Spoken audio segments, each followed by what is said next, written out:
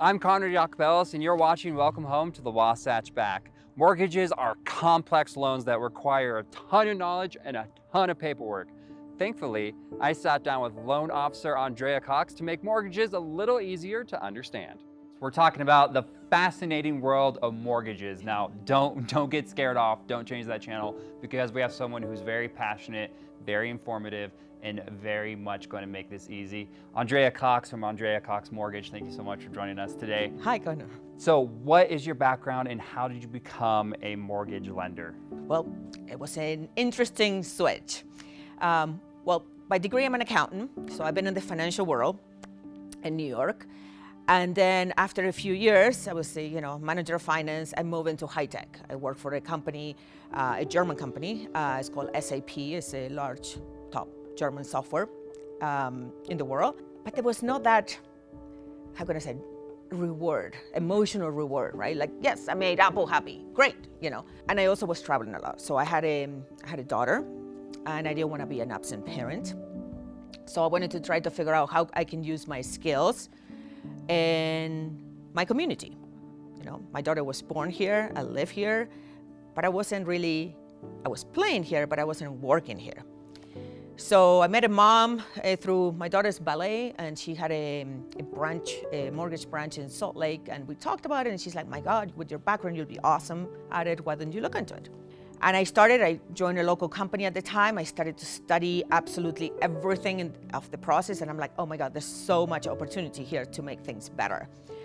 And then also started to meet with clients and, understanding their needs. And there's always, immediate needs, midterm needs, long-term needs, and becoming really an advisor for them. So I loved it. And it was such a fit. I realized that in the mortgage industry, there's almost like this black hole that somebody's going to get a mortgage and they're all panicking because they're like, oh, I know I'm going to get ripped off. I'm not going to understand anything.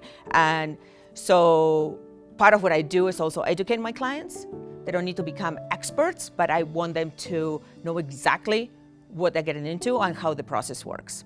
So you just mentioned your extensive background. You mentioned, hey, you've been doing this for a while. Yeah. The mortgage industry is changing. We're seeing tons and tons of just things happen in the world economically with, the pandemic that was going on, with the recession going on. How do you deal with those type of situations that pop up? How do you change that, and how do you help your clients prepare for those type of events that may pop up, may not pop up? You never know, right? Yeah, for sure. So one of the things I do is, first of all, I stay always in contact with my clients. I keep track of the home value appreciation. I keep track of their mortgage. And even if they're in a great mortgage situation, I confirm that to them. So you don't think about it, but it's one of the best financing tools we have available in this country to make sure that we achieve our wealth. Why is one of the best financing tools? Is because it's a loan secured against your home, right? So that loan has the best terms and the best rates. So it's something that it needs to be considered. So I take as an advisor to my clients to keep reminding them of that. I had clients that they have refinanced and take money out and buy an investment property, right? So it's kind of, keep that tool always alive for them and make sure they have it available to them. My advice to my clients has been, first, in March, when everybody was trying to refinance, panicking mode, I was like, wait. Now we're in a good place. The rates are super low. It's getting more stable. The investors or the servicers are, having a little more liquidity. So it's a good time to evaluate your mortgage. So that's when I'm working now with my clients to do that, to prepare them for whatever happens. So when I talk to my clients, it's like, okay, we can do this, and we're gonna move you into this position and this situation. My advice always, like right now, I would be in the longest possible amortization, which is 30 years, to have a low payment, right?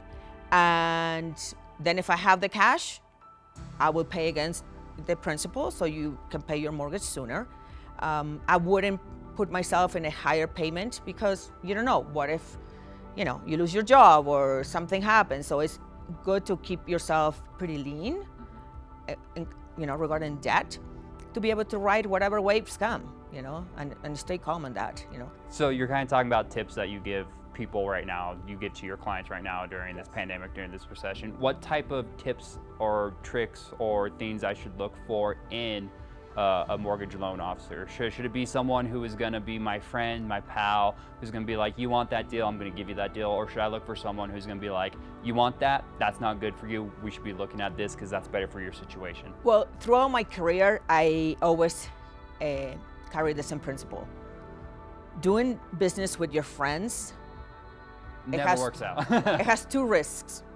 And I had a client that she experienced that, unfortunately, with her real estate agent. She chose her because it was her friend, and then she failed her as a friend and as a realtor, right? So both. And I felt terrible. So I think you always, I strongly believe, you need to pick somebody because you know they're good. Okay. If you pick somebody because it's your friend, you risk two things. First, not getting what you want, getting frustrated, and also you lose your friendship, right? So my approach is always the opposite, actually. All my friends have been my clients first. So they became my clients.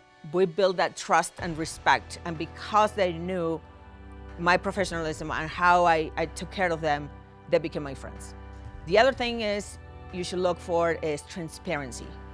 You don't want somebody to say, oh, don't worry, trust me. And they throw at you acronyms and all that. You can educate somebody that is not in the mortgage business in 5-10 minutes to make them feel empowered. We all want to feel we have options and we have choice, right? And by having a choice, you need to feel that you're educated enough to make that choice, right? And that's what I do with my clients. I put options and I said, well, if you do this, this is going to happen. And if you do that, this is what's going to happen. What do you think? And, it's kind of a collaboration, but I guide them. And sometimes I get, what would you do? I said, well, if it was me, I would do this. I said, but if you haven't told me everything about you, then, I might be wrong. So, that's where so I think, the consumer in general, we are all very savvy. So trying to trick people into a loan that is not right for them or something is not. People want more information on you, Andrea Cox. Where can they go to? Well, you can always go to, call me directly at 435-631-9262, or you can go to my website, andreacoxmortgage.com. I also have a chat widget that actually is linked to my phone, and I have met clients through that. Being direct with people, being easy and accessible to people. Yeah, Andrea, anytime. Thank you so much for making the world of mortgages a little bit easier and a little bit friendlier if people are terrified of them. So thank you, Andrea. Oh, my pleasure. Thank you, Connor. You're so great. Thanks. All right, guys, we'll be back after this.